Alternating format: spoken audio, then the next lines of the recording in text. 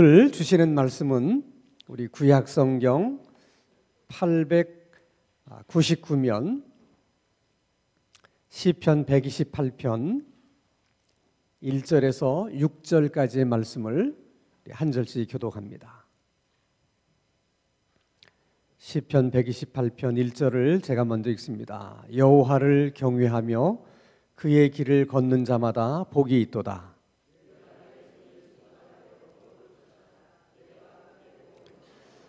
내 집 안방에 있는 내 아내는 결실한 포도나무 같으며 내 식탁에 둘러앉은 자식들은 어린 감람나무 같으리로다.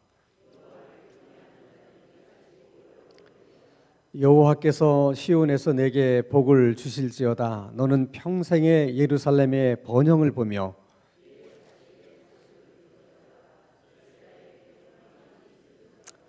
아멘.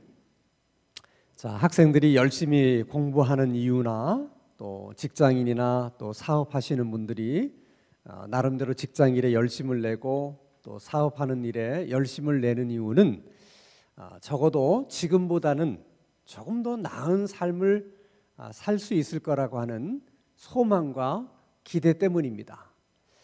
그런 소망과 기대가 없다면 어떻게 자기가 하는 일에 열심을 낼 수 있겠습니까? 그래서 모든 열심이라고 하는 것은 선한 동기가 있어요. 지금보다는 더 나은 삶이 있을 것이다. 그걸 우리가 흔히 하는 말로 행복이라고 얘기해요. 지금보다는 내일이, 내일보다는 모레가 조금 더 행복할 것이다. 그런 기대를 가지고 우리가 열심히 사는 것입니다. 이 땅에 사는 모든 사람들의 공통된 그 소원 중에 하나, 추구하는 가치 중에 하나가 행복이에요. 이 땅에 사는 사람들 치고 불행해지기를 원하는 사람이 어디 있겠습니까? 불행하게 살기를 원하는 분이 어디 있겠어요? 다 우리는 행복하기를 원합니다. 그래서 이 행복이라는 게 도대체 뭐냐?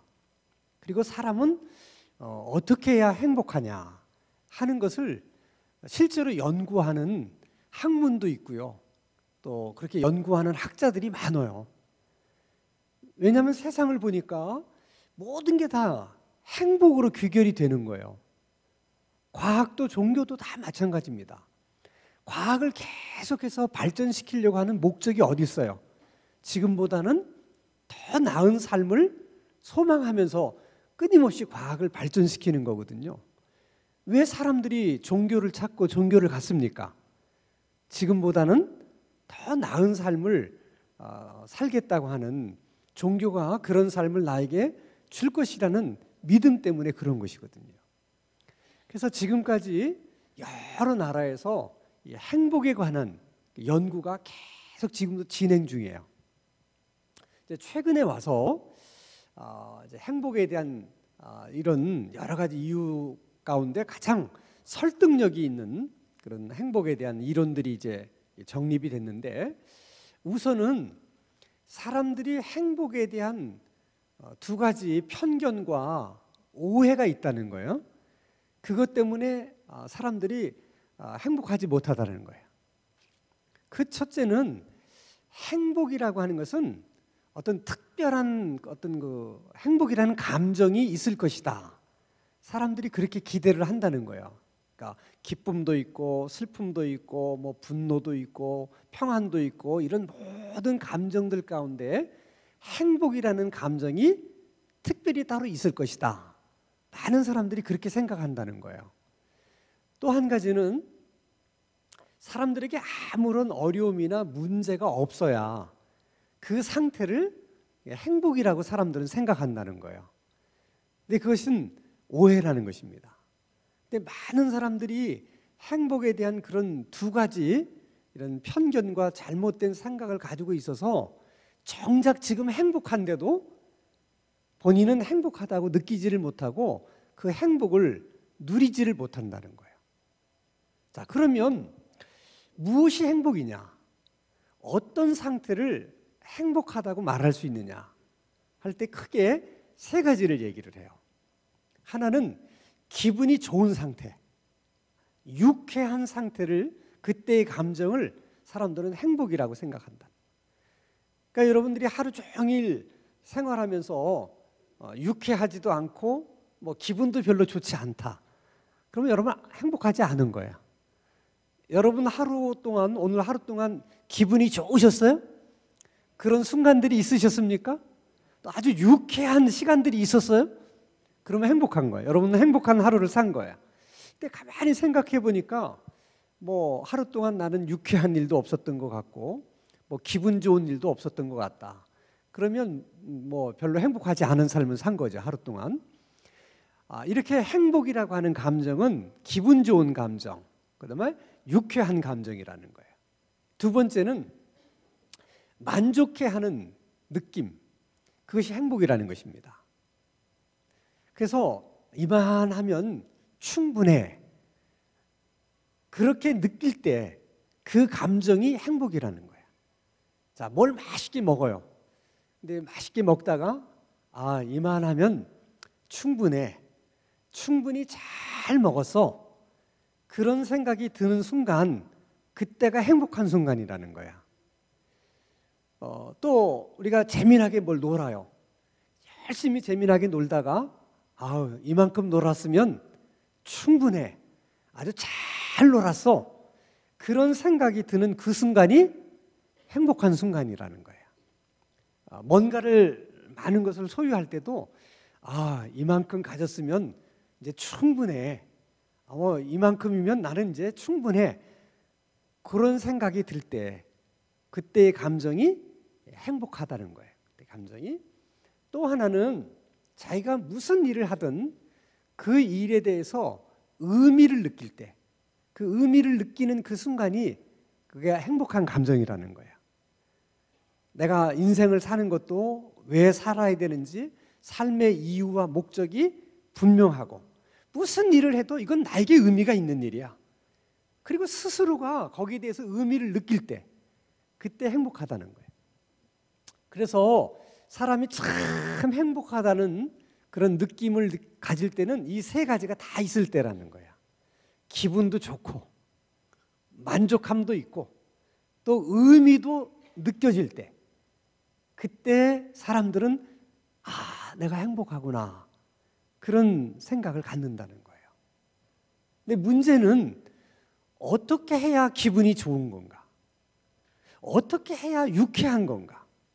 어떻게 해야 만족할 수 있는 걸까? 어떻게 해야 의미를 가질 수 있는 것일까? 이게 사람마다 다 다른 거예요. 그래서 행복을 연구하는 학자들마다 이렇게 하십시오. 저렇게 하십시오. 이게 여러 가지 이론들이 있어요. 근데 들어보면 다 나름대로 일리도 있고 의미도 있습니다. 그러나 하나님을 믿는 우리들은 제일 주된 관심사는 하나님은 무엇을 행복이라고 말씀하실까? 하나님은 어떤 상태를 행복이라고 말씀하실까? 하는 것이 우리들에게는 더 큰 관심사입니다. 적어도 우리가 믿기는 우리를 누가 만드셨어요? 하나님이 만드셨어요.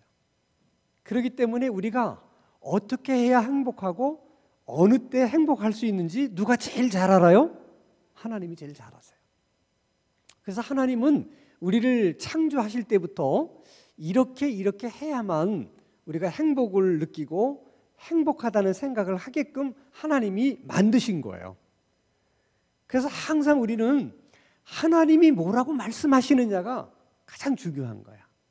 아무리 행복에 관해서 30년 연구한 교수님이 얘기하는 행복에 대한 정의보다는 하나님이 우리에게 뭐라고 말씀하시는가, 그걸 우리가 좀 유념해서 볼 필요가 있어요. 그런 의미에서 우리 시편 128편도 우리에게는 굉장히 소중한 말씀이에요. 이 시편 128편에서 하나님이 행복에 대해서 말씀하고 있거든요. 자, 1절 말씀을 한번 보겠습니다. 같이 읽겠습니다. 시작. 여호와를 경외하며 그의 길을 걷는 자마다 복이 있도다. 누가 하시는 말씀이에요? 하나님이. 어떤 사람이 복 있는 사람인가? 하나님을 경외하며 그의 길을 걷는 사람이라는 거예요. 자, 하나님을 경외한다는 것은 아주 쉽게 설명하면 하나님을 사랑하는 걸 말하는 거예요. 하나님을 사랑할 뿐만 아니라 창조주 하나님을 창조주 하나님으로 대접해 드리는 것이 인간으로서는 하나님을 경외하는 거예요. 그러니까 하나님을 너무 쉽게 생각하거나 함부로 대하지 않고, 하나님은 창조주이시니까, 그래서 창조주 하나님으로서 우리가 피조물로서 그 대접을 다 해드리는 거예요. 그게 하나님을 경외하는 거죠. 근데 그 중심에는 하나님 사랑하는 마음이 있는 겁니다. 그래서 피조물은 언제 행복하냐? 뭐 할 때? 하나님을 사랑할 때 행복한 거예요. 아멘? 다른 게 없어요. 우리는 하나님을 정말 사랑하게 될 때, 내가 정말 하나님을 사랑하고 있구나, 그것이 느껴질 때, 그때 행복한 거예요. 그때가. 다른 하나는 우리가 그 하나님을 사랑하기 때문에 그 하나님이 말씀하신 것을 우리는 순종하게 되죠. 사랑하기 때문에 그 말씀을 순종하는 거예요. 그것을 오늘 시편에서는 그의 길을 따라 사는 사람이라, 그렇게 이야기를 합니다. 만약에 우리가 하나님을 사랑하지 않으면서 하나님의 말씀에 순종하려고 하기만 하면 그 순종하는 것이 굉장히 무거운 짐이에요. 사랑하는 마음이 없는 사람에게는 말씀을 순종한다는 것은 그건 너무 어렵고 힘든 일이에요. 그러나 하나님을 사랑하는 사람에게는 말씀을 순종하는 것이 그렇게 무거운 짐이 아닙니다. 그러니까 하나님의 말씀에 순종하는 것보다 뭐가 먼저예요? 하나님을 사랑하는 게 먼저라는 거예요. 그런데 우리가 하나님을 사랑하게 되면 자연히 하나님의 말씀을 기쁨으로 순종하게 돼요. 그러면 우리가 하나님을 사랑한다는 것을 어떻게 알 수 있느냐? 그것은 하나님의 말씀에 순종하는 것을 보면서 우리가 하나님을 사랑한다는 것을 알게 됩니다. 그래서 사랑과 순종은 이건 동전의 양면 같은 거예요. 사랑하기 때문에 또 순종하게 되는 것이고, 그 순종하는 것이 하나님을 사랑한다고 우리들에게 증거하고 있는 것이거든요. 그래서 예수님도 사랑이 뭐냐를 정의할 때 요한복음 14장 21절에서 이렇게 말씀을 하세요. 자, 요한복음 14장 21절 같이 읽습니다. 시작. 나의 계명을 지키는 자라야 나를 사랑하는 자니, 사랑하는 자는 내 아버지께 사랑을 받을 것이요 나도 그를 사랑하여 그에게 나를 나타내리라. 그러니까 어떤 사람이 사랑하는 사람이라고요? 계명을 지키는 사람이 사랑하는 자라는 거예요. 사랑하면 그 계명을 지킬 수밖에 없다는 거죠. 그러니까 계명을 지키지 않는 사람, 하나님의 말씀에 순종하지 않는 사람은 하나님을 사랑하지 않는 사람이라는 거예요. 그래서 우리가 하나님을 사랑하고 또 그 말씀을 따라서 순종하면 그것이 우리들에게 행복으로 나타난다는 거예요. 행복으로. 그 자체도 행복이지만은 그 행복이 우리의 삶의 여러 모습으로 나타난다는 거예요. 그럼 어떻게 그 행복이 나타날까? 자, 2절입니다. 같이 읽습니다. 시작. 내가 내 손이 수고한 대로 먹을 것이라. 내가 복되고 형통하리로다. 자, 같은 말을 여러 가지로 설명했어요. 내가 내 손이 수고한 대로 먹는 것이 뭐냐면 하나님이 생각하시는 복이에요. 그게 하나님이 주시는 복이에요. 하나님이 생각하시는 형통, 그것은 수고한 대로 우리가 먹게 되는 것, 그것을 하나님은 형통하다, 또 그렇게 말합니다. 그러니까 복이라는 말과 형통하다는 말을 같이 하나님 말씀하세요. 형통한 것이 복이고 또 복이 뭐라고요? 형통한 거예요. 근데 무엇이 복이냐? 하나님 사랑하는 것이 복이고 하나님의 말씀에 순종해서 사는 것이 복인데, 그렇게 살게 되면 그 복이 어떻게 나타나느냐? 우리가 수고한 대로 먹게 된다는 거예요. 수고한 대로 얻게 된다는 거예요. 우리가 언뜻 생각하면 아이고 뭐 당연한 얘기 아닙니까? 뭐 수고한 대로 먹는 건 뭐 당연한 것이고 수고한 대로 우리가 얻게 되는 것도 뭐 당연한 건데 그걸 뭘 복이라고 그러실까? 근데 그렇지 않아요, 여러분. 자, 예를 들면 제자들이 이제 부활하신 예수님을 만난 그런 경험이 있었음에도 불구하고 갈릴리 바닷가에 가서 이제 고기를 잡습니다. 다 여러분 아시는 얘기죠? 밤새 그물을 던졌는데 어떻게 해요? 고기를 한 마리도 못 잡. 여러분 꼭 수고한 대로 거두게 되지 않아요. 수고한 대로만 먹게 되는 게 아니에요. 밤새 그물을 던져도 한 마리의 고기도 잡을 수 또 없을 수 있다는 거죠. 그래서 하나님이 말씀하시는 거예요. 수고한 대로 먹는 것이 복이다. 여러분 사사기 말씀을 보면 기드온 시대에는 이스라엘 백성들이 열심히 파종을 하고 농사를 져서 추수할 때가 됐어요. 그래서 수고한 대로 이제 추수를 해야 되잖아요. 근데 추수할 때쯤 되면 미디안이 쳐들어와서 그들이 1년 내내 농사 지은 것을 다 빼앗아 가요. 그러니까 1년 동안 수고했는데 남 좋은 일만 시키는 거야. 그런 일이 우리 인생에 있다 없다? 있다는 거야. 그래서 하나님이 뭐라고 말씀하시냐면 너희들이 수고한 대로 먹는 것이 복이고 수고한 대로 너희들이 얻는 것이 복이다. 하나님이 그렇게 말씀하시. 그러니까 하나님이 그렇게 말씀하시기 때문에 그걸 복으로 생각해야 돼. 그러면 수고하지 않고 우리가 먹게 되는 거, 수고하지 않고 얻게 되는 게 뭐가 있습니까? 그게 뭐 뇌물이라든지 또 많은 사람이 좋아하는 로또 복권이에요. 그건 수고하지 않고 우리가 먹게 되는 거거든요. 그런데 하나님이 말씀하신 그 복의 개념으로 생각해 보면 로또에 당첨되는 것은 복이 아니야. 대답하기 너무 어려워요.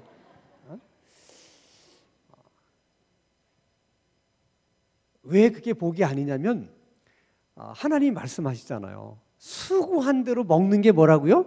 복이라는 거야. 그래서 모든 사람이 다 그런 건 아닌데 실제로 복권에 당첨된 사람들의 이제 그 사람들이 어떻게 됐을까를 다 이렇게 조사를 해보면 많은 경우가 불행해졌다는 얘기를 여러분 신문을 통해서 많이 보잖아요. 우리 생각 같으면 복권에 당첨이 됐으면 더 행복해져야 되고 더 좋아져야지 왜 불행해질까? 이해가 안 되잖아요.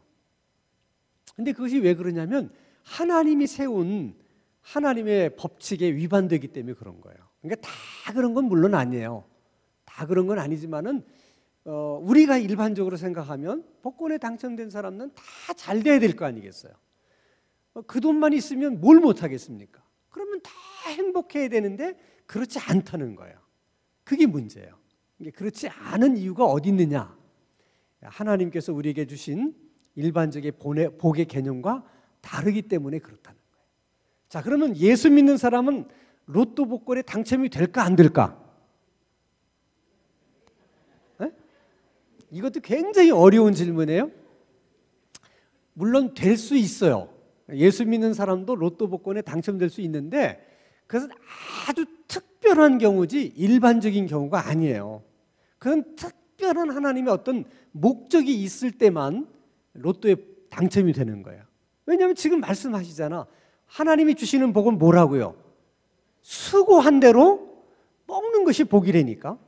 근데 그건 수고하지 않으면서 우리가 먹는 거잖아요. 그것을 하나님이 허락하실 때는 아주 일반적인 경우가 아니기 때문에 아주 특별한 경우에만 그렇게 하신다는 거예요. 그래서 제가 단언코 얘기하건대 예수 믿는 사람은 믿지 않는 사람에 비해서 로또에 당첨될 확률이 현저히 낮습니다. 그렇기 때문에 사지 마세요. 차라리 그 돈 갖고 뭐 사 먹는 게 나아요. 하나님은 우리들에게 복을 주시는데 그런 방식으로 복을 주시기를 원치 않으신다는 거예요. 하나님이 우리에게 세우신 복은 수고한 대로 먹는 게 복이다 하는 겁니다. 그래서 실제로 우리나라에서도 복권에 당첨된 사람들을 이렇게 조사를 해보니까 가장 먼저 불행해지는 이유가 뭐냐? 그 복권에 당첨되는 순간 가족 간에 싸움이 생긴대. 예를 들어서 형이 복권에 당첨됐다. 그러면 동생이 뭐라고 그러겠어요? 사업자금 좀 대달라. 아니 그냥 번 돈인데 동생한테 그 정도도 안 주냐. 그게 의상하는 거예요. 부모님의 입장에서는 자식이 복권에 당첨됐으니까 당연히 더 많이 효도할 걸 기대하고 부모에게 더 잘해줄 걸 요구하는 거예요. 근데 복권에 당첨된 사람이 그렇게 하면 좋은데 그렇게 해야 안 해요? 안 하는 거예요. 그러니까 복권이 당첨되기 전에는 가정이 화목하고 다 이렇게 좋았는데 복권에 누가 하나 당첨되니까 가족 간에 이게 불화하게 되는 거예요. 참 이상한 거죠, 여러분. 우리 생각 같았으면 없다가 그렇게 많은 돈이 생겼으니까 뭐 동생이 사업자금 대달라고 그래 뭐 원래 없던 건데 뭐 막 인심 쓰고 부모님 뭐 인심 쓰고 그럼 서로가 다 좋을 것 같잖아요. 근데 그렇게 해요, 안 해요? 안 한다는 거예요. 그래서 수고한 대로 먹는 게 복이에요. 그러니까 여러분들은 하나님이 그렇게 말씀을 하시기 때문에 우리가 그렇게 생각하셔야 돼요. 수고한 대로 먹는 게 복이구나. 그렇게 스스로 여기고 수고한 대로 먹으면서 사는 것에 만족해야 돼. 아멘? 네. 그리고 또 하나, 우리가 하나님의 말씀을 순종하고 하나님을 사랑하는 마음을 갖고 살면 하나님이 이 복을 약속을 한 거기 때문에 하나님 수고한 대로 먹을 수 있게 해주세요. 그렇게 기도하면 그 기도는 100% 응답이 돼요. 그건 약속이 되어 있는 말씀이거든요. 그게 얼마나 좋아요. 그러니까 예수 믿는 사람들은 행복할 수 있는 가능성이 많이 열려져 있는 거예요. 어려운 게 아니에요. 하나님 사랑하자. 하나님 말씀 순종하자. 그리고 늘 기도해요. 수고한 대로 어떻게 먹을 수 있게 해달라. 그럼 반드시 그 기도는 응답이 된다는 거야. 혹시 오늘 저녁 기도하러 나오신 여러분 가운데 나는 밤새 지금 수고하고 있는데 나는 이게 고기를 못 잡는다. 나는 이게 수고한 것에 비해서 얻는 것이 없다. 그런 분들이 계시면 오늘 그걸 기도 제목으로 붙들고 기도하세요. 하나님, 내가 정말 하나님을 사랑하는 마음을 갖게 하시고 또 하나님이 기도를 할 때마다 들려주시는 아버지의 음성에 순종하게 하셔서 내가 오늘 이후로는 모든 것을 수고한 대로 얻게 하시고 수고한 대로 먹게 하셔서 내 삶을 형통하게 하옵소서. 이날 저녁 기도한 대로 그렇게 될 줄로 믿습니다. 두 번째 그 복이 이렇게 나타나요. 자, 오늘 3절 말씀 한번 보겠습니다. 같이 읽습니다. 시작.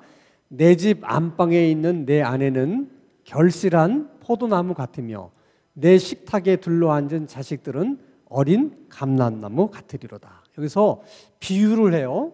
아내는 이게 아주 풍성한 포도나무로 비유를 하고 자식들은 어린 감람나무로 비유를 합니다. 자, 이스라엘 백성들에게 있어서 일상생활 가운데 꼭 필요한 것 두 가지가 있어요. 하나는 포도주고 하나는 감람나무 기름이에요. 이것이 이스라엘 백성들의 삶 속에는 없어서는 안 되는 거예요.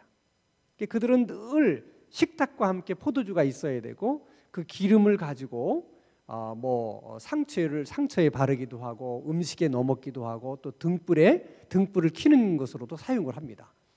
그래서 그들은 감람나무유가 풍성하고 포도 열매가 풍성하면 그게 풍요로운 삶을 상징하는 거예요. 그것이 곧 그들이 생각하는 행복이에요. 그래서 지금 시편 기자는 그 행복을 지금 이렇게 표현하는 거야. 근데 왜 하필이면 그 하나님을 사랑하고 말씀에 순종해서 사는 삶의 복이 이제 가정의 행복으로 나타나는 것일까? 이게 이제 하나님이 우리에게 주고 싶어하는 복이거든요. 하나님이 생각하는 복은 소유에 있질 않고 소유보다는 관계에 있어요. 그러니까 사람은 언제 행복하냐? 관계가 좋을 때 행복하다는 거야. 그러니까 소유가 많을 때보다는 어느 때가 더 행복하다고요? 관계가 좋을 때가 더 행복한 거예요. 그러니까 우리는 행복을 소유에서 찾으려고 하기보다는 어디서? 관계에서 찾아야 된다는 거야. 그래서 하나님께서 그 관계의 시작이 가정이거든요. 관계의 기본이 가정이거든요. 그래서 하나님이 이 가정의 복을 말씀하시는 거야. 가정이 행복해야 진짜 행복하다는 거야. 그러니까 남편과 아내가 뭐 불화하다든지 부모와 자식 간에 불화하면 그건 행복한 게 아니에요. 그러니까 하나님이 주시는 행복이라는 것은 남편과 아내 사이도 이렇게 행복하고 또 부모와 자식 간에도 행복하기를 원하는 거죠. 근데 그 시작은 어디서부터 시작해요? 가정 모든 구성원들이 하나님을 사랑하고 그의 말씀에 순종하는 것부터 시작이 되는 거예요.